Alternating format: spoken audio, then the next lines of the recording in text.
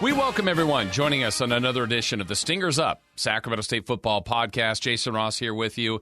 And what a week, right? The Hornets have done it again, winning last Saturday at Weber State in Ogden for just the second time ever.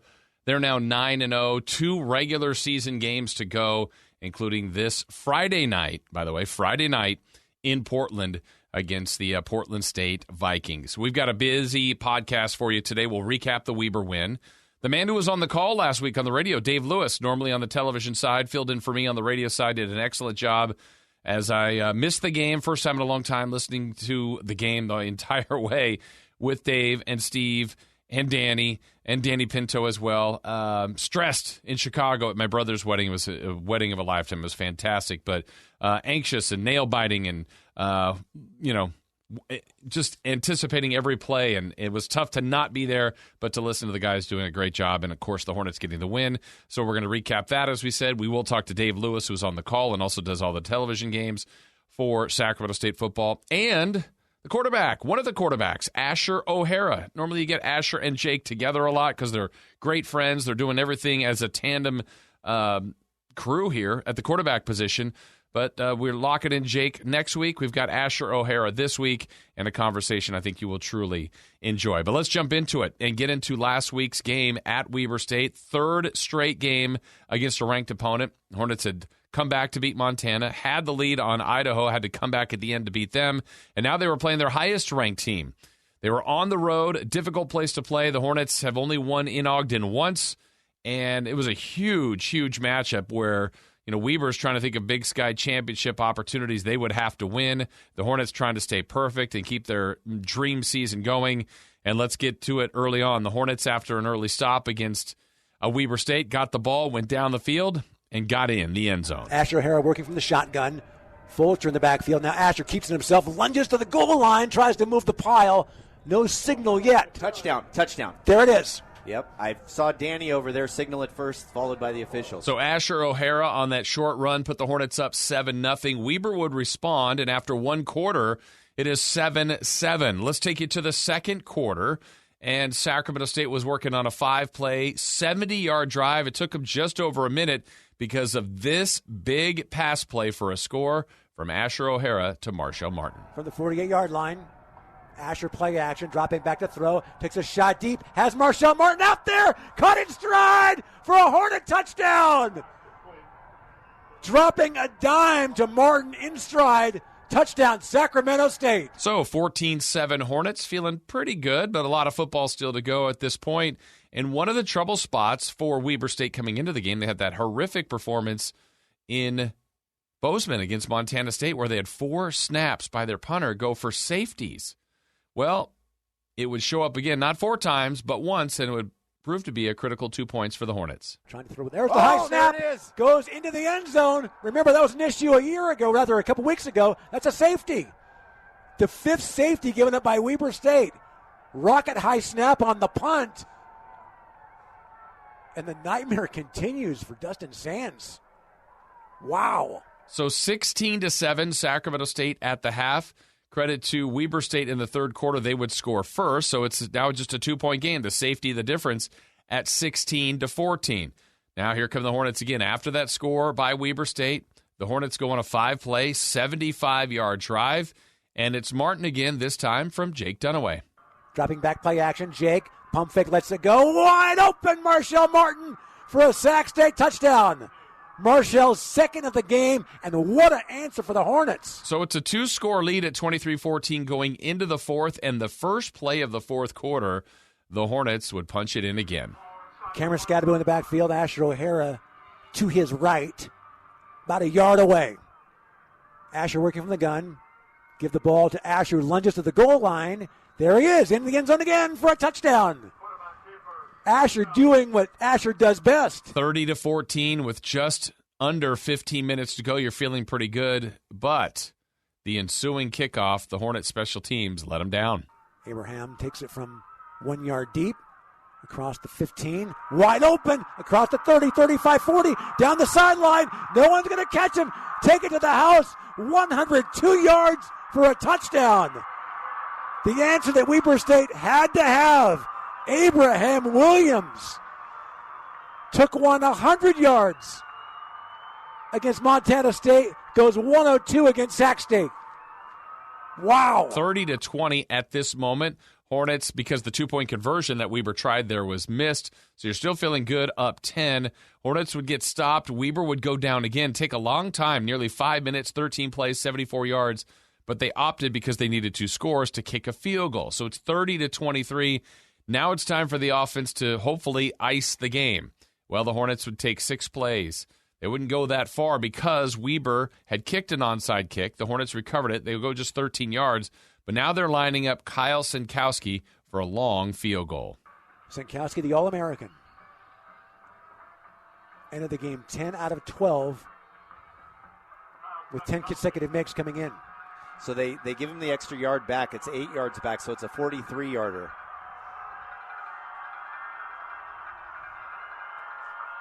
The tension mounting from Ogden, Utah, to perhaps put it away. A 43-yard try. Snapback, ball down. Kick is up.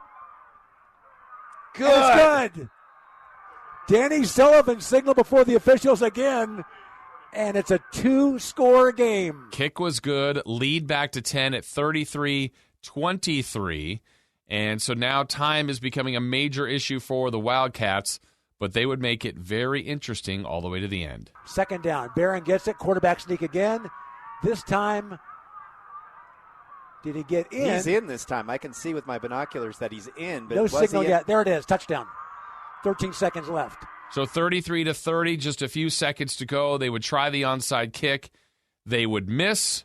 Hornets would recover and basically go for the victory. Victory formation. Dunaway takes the knee, and that'll do it. Sacramento State leaves Ogden with a win for the first time since 2013. 9th consecutive win. 6-0 in the Big Sky.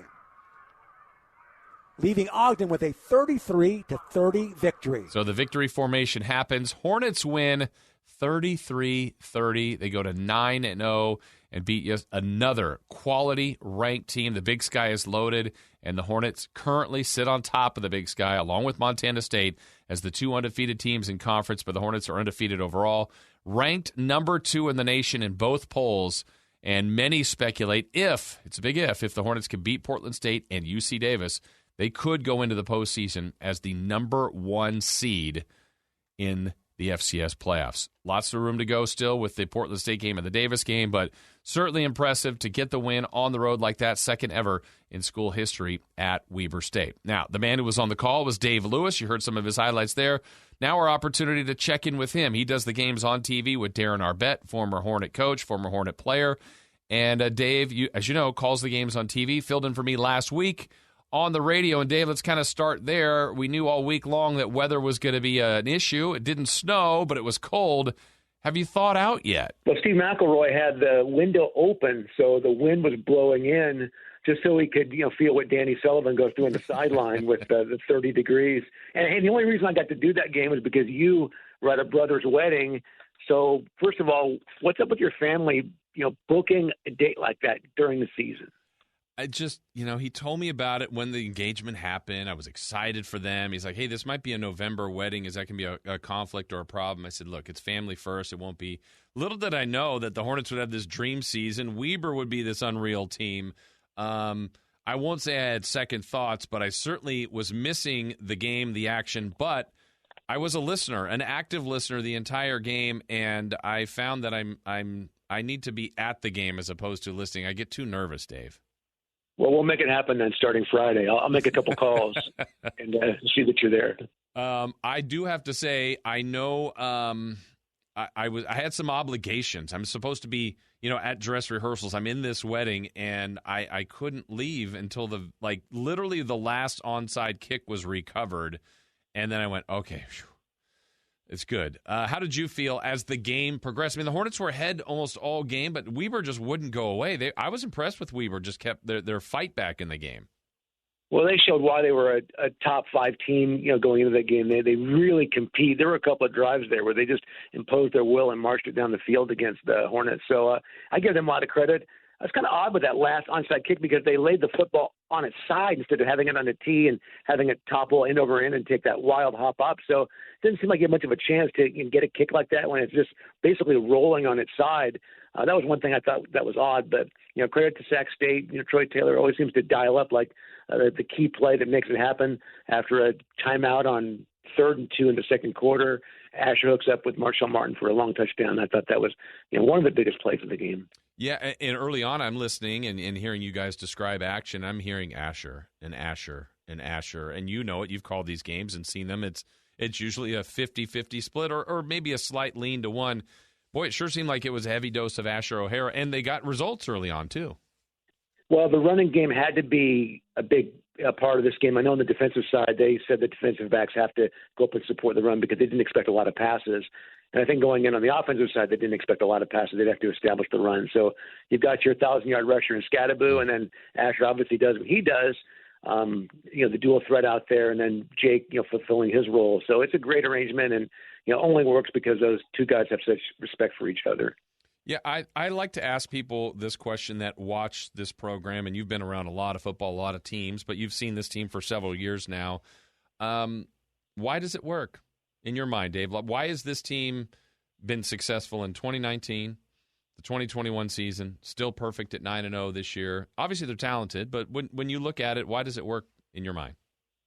Well, Coach Taylor's philosophy is it's an accountability they all have with each other and the foundation of love and getting to love the game.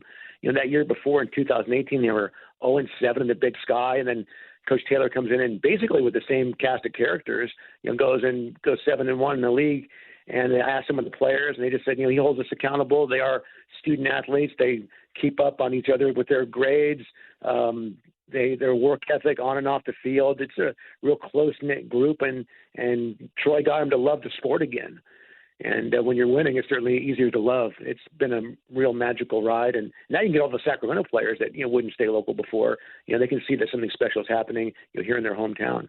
Getting to know you a little bit, I know you like getting to know others and getting to know their stories and what they're all about. Troy Taylor's unique. I love to try to describe him. I don't think I've quite cracked the code on the full description, but when you've talked to him, when you've learned from him, sat with him, what are your observations of how he gets this done? Well, a lot of times he talks about things that are not even related to football. I think that's part of his appeal. I think it was before the Northern Colorado game. I sent him a text at about 9 in the morning and said, hey, if you have a few minutes, just want to pick your brain about the game tomorrow, get up to speed. So at 10:15 that night, he sends me a text, hey, Dave, you still up? And I responded, yeah. And the phone rings, it's him. And we spent about a half an hour at 10:15 to 10:45 a night on a Thursday, and about half of it related to football, and then some of it, catching up with my kids or my dog or whatever. He genuinely cares about people along with the sport, and I think that's a part of his success. And he's obviously very smart at what he does. He seems to call the right play at the right time and put the right guy in at the right time. So the things that are really hard to teach with what he does. It's a great observation on him. I mean, one of my favorite things on interviewing him every week. I have to get the courtesy or the required 4 to 5 minute pregame interview, and that kind of ends up being football. But my favorite conversations with him are before or after the interview when it's, I don't know, Sacramento Kings, something else, school things, family. Just, it's not that football's not always on his mind, but there's a lot more to him. But the football part, I just feel like he's borderline genius there. Oh, like I said, that 3rd and 2, everybody's wondering what little play they're going to dial up. And he finds the mismatch and has Martin for a touchdown. 4th and 1, everybody's in the box. Is it going to be Asher carrying the ball or Scadaboo? And sure enough, Asher drops back, throws a pass for a massive gain to extend a drive. He sees things differently. He sees things that other people don't see. He's remarkable. I every time I come across Mark Orr, I was like, how did you get that guy? Because when the job came open, his name was rumored out there, and I saw the local JC coach and some other guys. Yeah, they're kind of logical fits. Troy Taylor, get out of here. They're not going to get that guy. And then when he was hired, I said, wow, that's a great catch. And then you see what he did on the field in year one. It's remarkable. It's an amazing turnaround, and quite a coup for Mark Orr and the athletic department. Yeah, I'm thinking back to when his name was kind of first floated out by fans, by people that would talk about it'd be great if they could get Troy Taylor. And to me, I knew about his success. I didn't know him personally, and it just felt like, well, that I don't even know how they would get him. Like, that doesn't even seem realistic. I don't even know what his goals are, if he wants to be a head coach. It just felt like a name that was out there that people would always reach for. But I thought, well, Sacramento State, that's just not what they do. They don't get a name like that. And then to get him, and then him to be even better than probably advertised. That's it. I mean, Dave, you talked about the turnaround. I had probably no doubt that he would be successful, but how quickly he's done it and how dominant they've been, honestly, has floored me. That first year, I asked him before the first game, a lot of coaches come in, hey, we got a 3-year plan, 5-year plan. So that was kind of a mandatory question. Hey, what's your timetable to maybe be good or be competitive? And he said, I don't have a plan like that, a calendar. I can just tell you it's going to happen. I don't know if it's 3 years, 5 years, and it turned out to be 1 year, but it's going to happen. And then his philosophy with the coaching staff, a lot of his guys that he knows he has a history with, Folsom, Tyler Osborne, the wide receiver coach, one of the guys that's not in that inner circle. He just, kind of came across him through his relationship with Chris Peterson. But the Folsom guys, he says, I don't really care if you have this big resume from a Power 5 school or whatever. You just have to love the game and know the game. So I don't care if you're coaching junior college, high school. It could even be Pop Warner. You want to be here. You've got a guy from a Pac-12 school that's coming in to maybe be the defensive coordinator. He's looking for his next job. All these guys want to be here. And it's this really great, tight-knit unit that are all, pulling the same end of the rope. Yeah, I think the same goes for the players, and this isn't a slight on them. There are good players on this team, but there's not a lot of NFL guys here. They're talented people. I don't want to make paint the wrong picture, but I think that love of football, and this is what I want to do for 4, 5, 6 years with this program and maximize that. And if it takes me farther in football, great, but you call the Big Sky games. There'll be a defensive end at Northern Colorado. You go, that guy's going to get drafted, or a tight end at Eastern. This guy's going to be in the NFL someday. There might be some with the Hornets, but it's not like it's loaded with NFL talented guys. They just get the most out of every player. And they have this great unifying presence about them. I think it was Munchie Filer last year. Said, hey, do you have kind of this brotherhood with the defensive backs, or a little nickname or whatever? And I know they call them little sharks back there, but he says we don't really have a brotherhood with the DBs or the defense. It's really the whole team. Wow. So what are you talking about? He said, well, no, it's not offense. We got to do our thing, and then the defense steps over. But whatever, it's just we're all one. That's what Coach Taylor teaches us. We're all family. And I thought, wow, it's a great way to look at it. So you have all these guys, all fighting for the same cause. And there's some unfinished business, with this group, with the first round playoff exits. They won't come out and say, at least publicly, but they're focused on making a deep run. Yeah, and part of that I think is maybe what's happened the last 3 weeks, Dave. For the most part, a lot of this season, and you had the stats, we had the stats, and whether it was TV or radio, that they hadn't trailed, or when they had, it was for 14 seconds. I mean, the win streak is incredible, the regular season. But the last 3 weeks, I mean, that schedule gauntlet of Montana, where they were in serious jeopardy of losing. Idaho, they played beautifully and then had to come back and win. And last week that we addressed earlier with Weber, I mean, these are all 3 games that could have gone the other way, but they all went the Hornets' way. What do you think the value is of that, where they've gone through 3 straight really difficult playoff-type teams and found a way to win? They have to toughen you, because you think of like the NCAA tournament where maybe a team goes in undefeated, and you don't know how they'll respond when they have to face some adversity, when they're punched in the mouth or are trailing by double figures in the second half. And these guys now have experienced it in 3 consecutive games. How would they respond? Because they'd won all those other games, 25, 30 points, go to Colorado State, crush those guys. Now you have to come from double figures down to beat Montana in overtime. That was, one of the greatest games at Hornet Stadium ever. And then having to do it again with Idaho, and then going to a place they'd only won once. They were 1-11 in Ogden all time before beating the top 5 team in the country. So those things have to just give you the confidence when your backs are to the wall. If you're down a touchdown, you need to drive in the fourth quarter of a playoff game, that you've been there and you could do it again. And I think the coaching staff, I know they're way better at this than I would say that I am, that Steve, Danny, whatever, our crew, and I'm sure that you and Darren are, as far as they really, truly lock in week to week. And they should know now. I mean, They don't want to lose to Portland State. They certainly don't want to lose to UC Davis. But if they were to, they're still going to the postseason. I don't know how they don't look ahead to that, because that's what they are truly chasing. That's the demons that they haven't quite exercised. But they do an amazing job of just locking in each and every week, and that's players included. More credit to them, because I know I look ahead, and that's I'm not playing, but I don't know how they don't. Oh, you and I are going to talk to Colin after we hang up with this call. Exactly. It's going to be a great game. No, those guys have a remarkable focus, but I think big picture, if they are to run the table and go undefeated and get the number 1 overall seed or a 2, it's a huge deal, because your matchups are so much better. I mean, Austin Peay was no joke in the first round in 2019. And South Dakota State, they were capable of winning the championship and got to the championship game in the spring season. So, to get the number 1 overall, you get that favorable matchup, and you're set up with all those home games and a shot to really make a deep run and, have that dream of getting to Frisco. Now, obviously, you want them to win. I want them to win. I look at them. I try to look at them somehow, maybe even critically. Okay, what are they missing? I look at this and I go, I love their special teams. Sinkowski's just out of this world. That last drive where they really needed a score in elements, he kicks a field goal to put them up 10. I mean, just clutch. They've got this brilliant offense. At times I go defensively. Well, maybe not as much pass rush as I'd like to see. They don't force as many turnovers.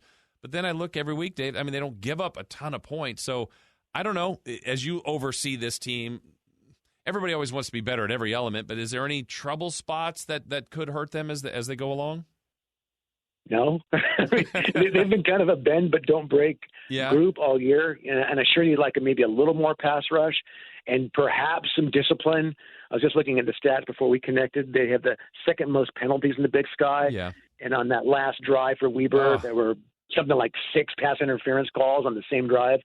So I think maybe some fundamental cleanup things. There have been a couple of targetings that you have to show some discipline and smarts out there, and not put yourself and put your team in a predicament with a silly mistake. So I think that may be the only thing that comes to mind, because their health has been great. That offensive line started every game so far this year.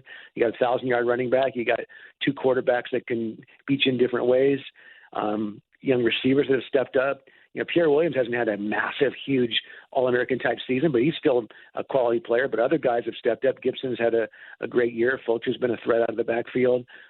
You've got options now at tight end besides Martin. Offensively, there's a lot of ways that they can get it done, and defensively, they've kept teams in the 20s for the entire season. So I think it's not beat themselves, be focused week to week, and good things are going to happen for the squad. It's a magical ride. As you were saying that, it took me back to Saturday night.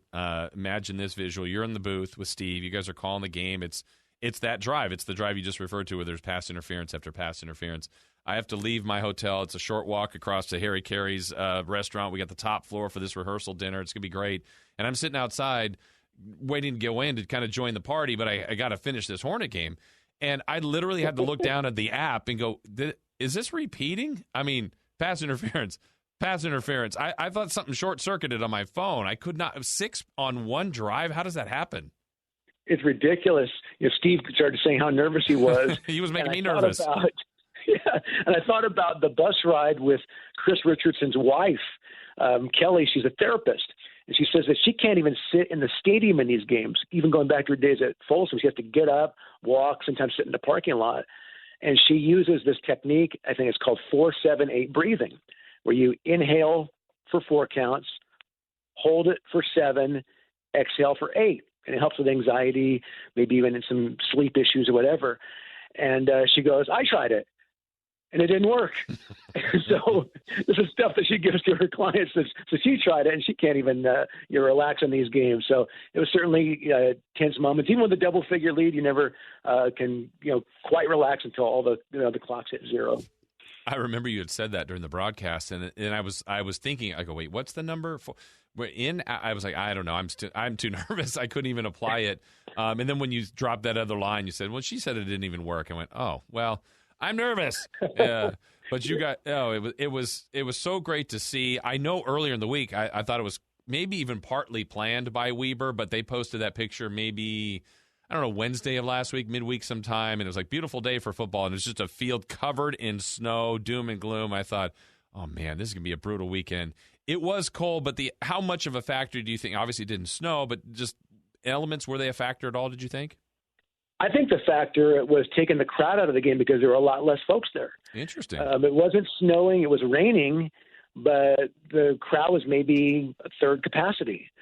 So that wild, raucous crowd that can maybe force you to have an offside or a false start, unable to get your playoff in time, that wasn't a factor at all with those guys. So, it was a road game because it was a cold place and it was in a different city. But as far as that wild, hostile environment, that didn't seem to be a factor. I know that their offensive linemen, they went out in the pregame warm-up and they did their thing without their shirts on.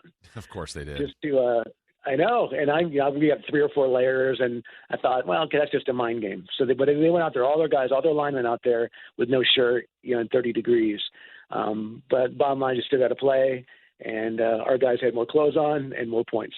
When they say when in Rome, do as they do, I'm now envious. Do I have to start like this early morning TikTok routine of jump rope and dancing? I showed my wife. She's like, wow, that's really impressive. That's good. She loved it. Dave, you got a lot of energy. That was really good before the game. Well, you mentioned the nerves. I was nervous. This was the first radio game for me in quite a while, and covering this team. So I was in that hotel gym at 5:30. Wow. Doing a little video and TikTok just to get a little anxiety out of the way, and then going back to study. I appreciate the words, but that was just mostly a stress release before a pretty tense day. Yeah. Well, obviously you do this and I do this. I mean, we love this. I mean, we're watching sports, talking sports, getting a chance to cover teams. And on that element, you've done this for a couple years now on the TV side, certainly did the game this last weekend.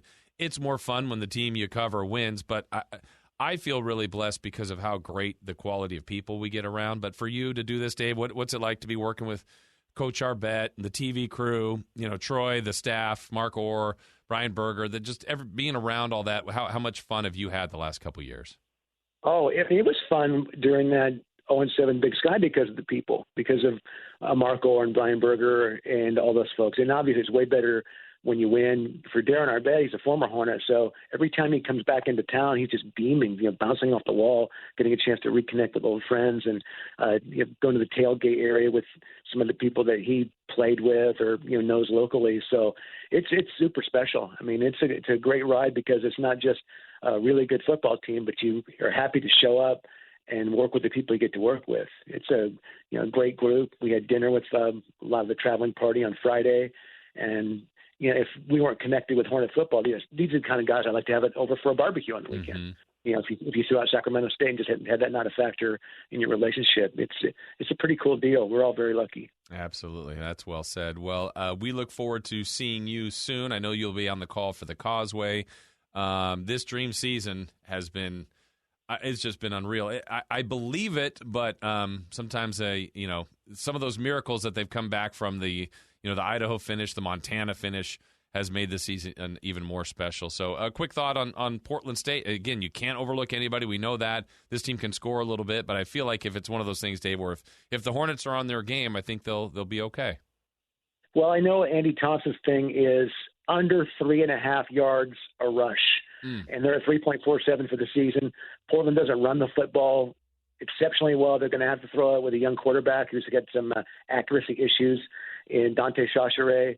So I think the Hornets, if they just execute their game plan and not overlook anybody, and that's been part of their success, part of their magic this year. I expect a convincing victory. And then looking ahead to the Causeway, I know that the staff can't do it, but I can, and you can. Yep. Imagine Davis needing to win that game to get to the playoffs, which is a very real possibility, and the Hornets playing for an undefeated season in the Big Sky title. I mean, that stadium is going to be rocking. That's the thing, too. People have asked, and you've experienced it. You said it earlier, kind of that 0-7 Big Sky season. Yeah, there weren't as many Hornet fans, but this year, all the home games have been great, and it's just getting better and better as far as attendance. And Davis should bring people over. They will, and I think the Sacramento community is growing and supporting this. I could see close to 20,000 for that game. It's taken a while for the the buzz and the excitement to catch on, but we had almost 17,000 for the Montana game and over 17,000 for Idaho. And so with Davis bringing their folks, we're talking about sellout crowds Saturday afternoon. So hopefully the weather's nice. It's not going to be super cold. before the holiday season with a lot on the line. It could be one of the most significant Causeway games ever. Yeah, we're looking forward to it. Dave, thank you for joining us, and we look forward to seeing you soon. Jason, thanks for the opportunity on the radio last week. It really meant a lot, and I certainly had big headphones to fill. Well, it was a treat listening to you. Like I said, I'm already a fingernail biter, but I did that quite a bit. But it wasn't because of you guys. It was because the Hornets made me nervous not being there. But it was great, and congrats on all your success. And like we said, we'll see you at the Causeway. Give it a shot. 4, 7, 8 breathing. Go on. I'll work on it right now. Thanks, Jason. Thanks, Dave. All right, that is Dave Lewis. My thanks to him. And you'll get to see Dave in the final regular season game, home against UC Davis. We'll have the call on television. Now, let's switch gears. Look at the quarterback play. Asher O'Hara. What a season for Asher here in his final year at Sacramento State. Still doing the dual quarterback spot. Him and Jake both carrying this team to a 9-0 start. Asher's had just a brilliant year. And I had a chance to catch up with him and basically started with Asher asking him, how much fun is this season? This season has been such a blast for us, for me specifically, especially since it's my last one. You want it to be great, and it's going as good as I could have imagined it, and I'm sure all of us. We pictured it. We could see this in the future. We didn't know how we'd get here, but we are here right now, and we're still just taking it 1 week at a time, though, not looking too far ahead. I've asked some of your teammates about this kind of very thought. Everybody wants to win. Not everybody knows how to do it. How would you explain it? If someone has not seen the Hornets and watched you guys play, how would you explain that you're 9-0 and how you've won these games?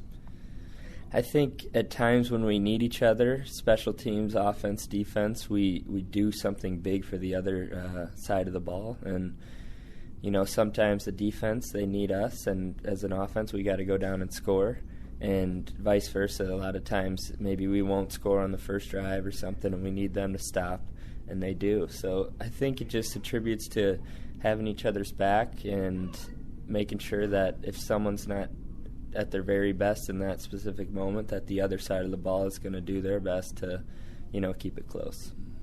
Let's get your background, kind of how you got here. You got quite a journey. You bounced around a little bit to get here, playing in Illinois, correct, high school, and kind of in an athletic family. I'd be curious about your early days with your brothers and just what that was like and how you got involved in sports. Yeah, so I have 3 brothers, one younger who's on the team, Jace, and then 2 older. One's named Devin and Zach. They're 4 and 6 years older than me, so I remember, as long as I can remember, just trying to play sports with them, and anytime they had friends over, I wanted to be involved. I'd be the little kid asking to play, and they would let me, which is, I attribute a lot of my success is because I was always playing with older people. And with football, in the basement, we'd play knee football almost every night, us 4, 2v2, and they'd be on their backs kicking our legs out. So I learned back then to start jumping over and juking my brothers out, and I honestly could say that doing that way back then has certainly helped me, and just where I am today and trying to dodge people on the field, I really believe that. Wait, I got to get the visual here because knee football sounds self-explanatory, but you're in a basement. Are they on their knees and you're on your knees, or what? No, me and Jace are on our feet, but the older brothers are on their knees, so they're just knocking our legs down, trying to make us flip over and whatnot. But yeah, outside of that, my parents, they're very athletic as well. They both went to Minnesota and were gymnastics, my mom, and my dad was a safety, 4-year starter, so I always wanted to be a football player. And from the first time I played in 4th grade, I played quarterback because I just wanted to be like him. And I did it, and it kept going well for me. And my older brother, Devin, played QB as well. So I was always seeing what he was doing, and he taught me so much. And so it was always in my life, sports was, and I always wanted to do it. And, yeah, going back to my college journey and how I got here, I started in junior college because I wasn't recruited out of high school.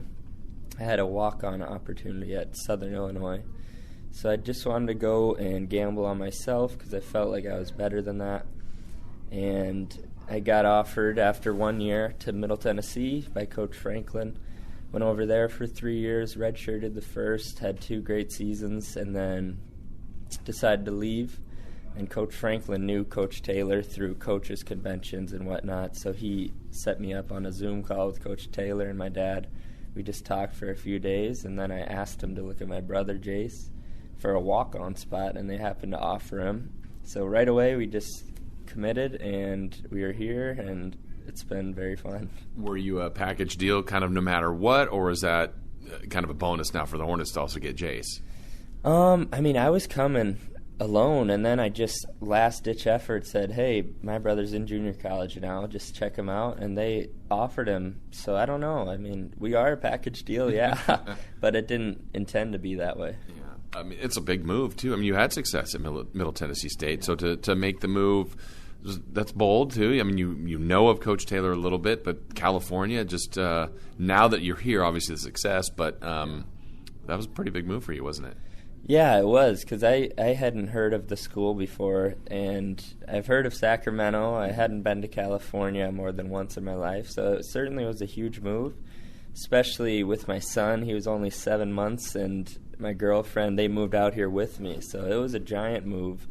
But I felt like it was the right one to make, and everyone supported me and my family, and it made it easy for me just to go out there and play football. And now your parents are here all the time. They're very supportive too, aren't they? Yeah, they are. They love traveling for football games, and even at the away games, they'll just be in the hotel lobby and surprise us. We love that. But, yeah, they're super supportive, and they'll do everything they can just to make sure they could see us play in person because they know it doesn't last forever. Yeah. I'm thinking back to your brothers, too. I have older brothers as well and younger brothers. There's an element where they toughen you up probably, but also showing the support. I'm sure there were some beatings, too, right, at some point along the way? Yes, definitely. Scars to prove it? Certainly scars to prove it, yeah. Yeah, they were definitely tough on me, Devin especially, because he played quarterback, and he would always tell me that my talent isn't going to take me everywhere and I have to work hard, and I didn't always work hard. I just kind of coasted by and didn't do too much, but eventually I kind of bought into that mindset, and because he's preached that he doesn't want me to have any regrets, because he didn't. He tore his labrum and wasn't able to play anymore, but he didn't regret how he worked, so I really looked up to him for that. But yeah, like now they're huge supporters. They're not as tough on me. They let me just be me. They'll give me tips here and there if they need, and I'll always listen to them, but I could count on them watching the games every week and all that. I'm also thinking as you get here, you're probably – I mean, this is a unique spot. You know the adage. People say if you have 2 quarterbacks, you don't have one. I know people ask us all the time when we're going on the road, like, do they really play both guys? Is it, yeah, it's going to happen.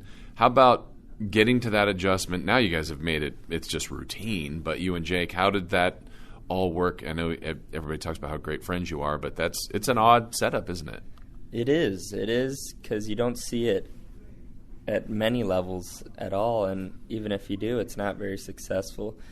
But it's been a process. It worked last year. We won the Big Sky that way, but I feel like this year it's much more seamless, and we've had a year under our belt together, and we've grown even closer as friends off the field. So that's the big element, I feel like, is just the off-the-field respect and friendship that we have, because if we didn't have that, it would be hard to support each other, I feel.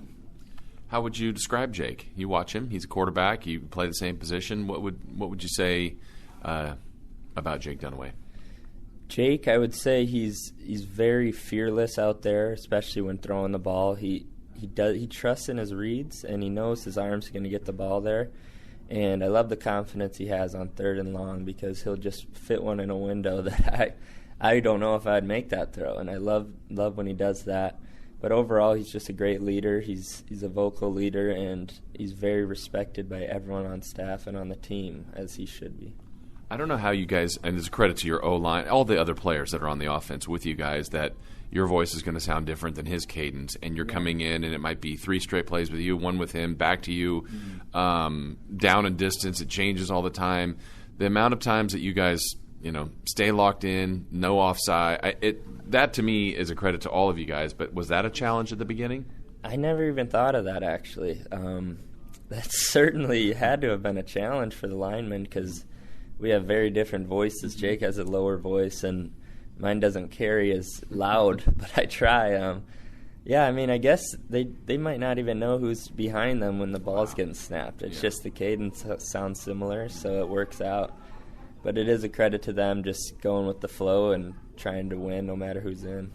You've done anything they need of you, so it's running, it's throwing, it's getting first downs, getting touchdowns.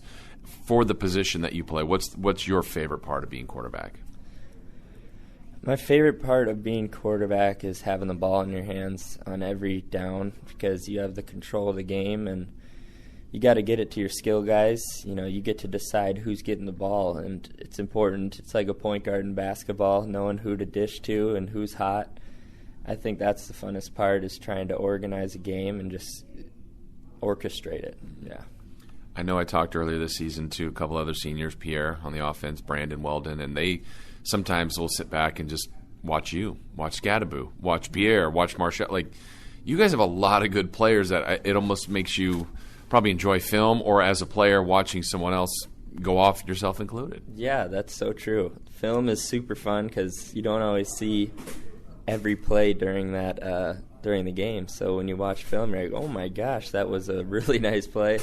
We have so many good players, like you said, with the ball and without. So I love watching them. And that's when I'm on the sideline in Jackson. I get to see everybody from that view. So it is very fun. Speaking of views, it's now your profile pic. It's one of my favorite pictures of the year, the winning touchdown against Idaho. I don't know how you do it, Asher, but you were literally turned away from the road facing the other end zone. You got in that still shot is great. I don't know, we call it airborne or air O'Hara. What happens? Like, you just launch in and, I don't know, just kind of lose your mind and go? Like, what describe those moments? Yeah, it's hard to describe because it's so quick. I just kind of, once I'm in the air, I felt that guy hit me a little bit, so I knew the only way to maybe keep going forward was to spin backwards, and I think that picture's hilarious. Just looks like I'm reckless in the air, and overall, just with all the jumping over the line, I just try and my linemen have a great push, so I just jump behind them, and it's pretty hard to bring someone down when they're in the air rather than on the ground. That's how I look at it. Yeah, I love the line play too, and you work with these guys every day, but there'll be times where maybe it's a handoff or a run by you, and it might look like, oh, they just kind of ran into the pile, there's not much there, but it's a 6-yard gain. I mean, just that surge. I'd love to hear your words about your O-line. Yeah, those guys, they come to work every day. There's such a good group of guys off the field. It makes it fun on the field to watch what they do. Like you said, they have a great push up front, and it's fun watching Scadabo just be behind them and keep pushing the pile. I love playing with those guys because their sense of humor is really, really good. Yeah. And that's one in-game, thing. too? In-game, too, yeah. We have, when we're huddled up all the time while I'm reading a play, we'll have some jokes here and there. Seriously, during the game? Yes. During the game, we have a funny thing going where we call each other by our dad's names. So, for example, Jackson. Who started this? I started this. But Jackson Slater, I'll call him John Slater because that's his dad. Right. And so in the game, I'll just say something to John, and we'll all laugh, and then we're just going. Everybody knows dumb, what's going on. Everyone knows by now. It's either the mom or dad's name. Yeah. It's growing. Wow, that's pretty great. We're talking with Asher O'Hara here. I mean, genuinely, obviously winning is fun, but it looks like everybody's having fun. And there's more goals and targets to go. I mean, it's tough not to look ahead, and you guys do an amazing job of that. I don't know where that comes from. Is that back to the coaching staff as far as kind of locking in each week and now locking in on Portland State? Yeah, it is certainly goes back to the coaching staff because Coach Taylor, he always talks about the respect for your opponent has to be there because anybody can beat us on any given day. And if you don't respect that, then that's when you'll get beaten very easily. So we definitely don't overlook anybody. And even though we had a tough past 3 weeks and we're playing Portland State now, we're treating it the same way, same time, same preparation and whatnot. So we're ready to go. As an offensive player, to have Troy Taylor there, Coach Taylor is your coach, knowing that it's 4th and 6, we're good, we're going for it. On our own 25, wait, what are we? I mean, he doesn't. I don't think anything kind of phases him. I think it's just ultimately he believes in you guys. To me, at least, that's what it looks like. I agree. I remember a couple games ago, it was like 4th and 6. I'm like, all right, punt team, and we're still out there.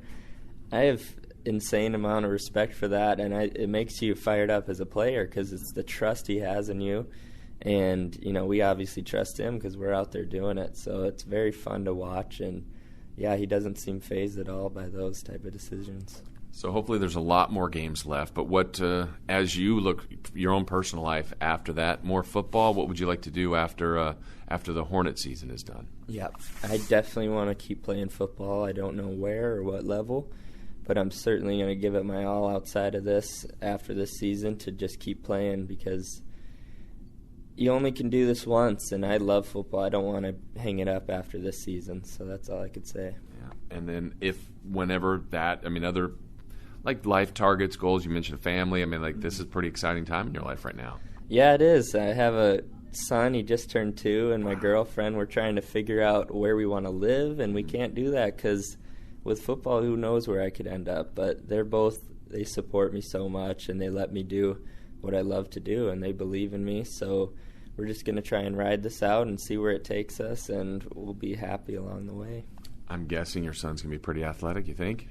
Yeah, he is. He's stinking. He punts balls, kicks it, catches it. He's been doing it since he was walking. So he loves sports, and he will be special. That's awesome. And then, obviously you'll keep following the program with Jay still here. How cool is it to share just this experience, too, with your younger brother? Such a cool thing. We've had a couple brothers here at Sac State before, especially last year. We had a few pairs, but I never got to play with him in high school, actually. So this is even more special because I'm watching him play on defense and watching him make some plays. And at the end of the day, we go home and he lives with us too. So it's so special, and I love doing it with him. I think it was it Northern Iowa? Maybe he had the game when, or like the scripts. Yeah, I know you have your own success, but that sometimes it's almost as much fun, or maybe even root for him more to get some of those moments. Yes, that definitely rooting for him more because his moments, he hasn't had as many just yet. That moment was so stinking cool because we were both on the field looking at each other after he did it, just screaming, and I'll never forget that. That was awesome. That's awesome. Well, Asher, it's been so much fun to watch you. I hope you've got many more games to go this year and in the future. We'll be following you, and best of luck. Thank you so much for having me. I appreciate it. Well, my thanks to Asher O'Hara. Final thoughts here on this to wrap up this podcast. Friday night football, Sacramento State and Portland State. This was a game that was moved in the summertime. Stadium conflicts for Portland State. I know the Hornets weren't too thrilled about the game being moved to a Friday night, so it's a shorter week after all these 3 emotional games. So Sacramento State's really going to have to be locked in. Portland State, they're a team that certainly can score. They've had some tough games this year, but you can't let this be a let-up or a trap game. If you're Sacramento State, they are so good at locking in, doing what they do well, playing game to game. You heard it from Asher there in his conversation. And I'm going to keep saying it, if Sacramento State plays their game, plays to their ability, everything should go well. But you can't look ahead to Davis. You can't think about the playoffs. You can't think about your seeding and your ranking. Just go play. Play well, and see if you can come home 10-0. So my thanks to Dave Lewis. My thanks to Asher O'Hara. My thanks to all of you for listening to this week's episode. Tell a friend. Let them know we're out there. We're growing each and every week, much like the fan base for Sacramento State football. So thank you so much for listening. I'm Jason Ross, and that is another edition of your Stingers Up Sacramento State Football Podcast. Stingers Up!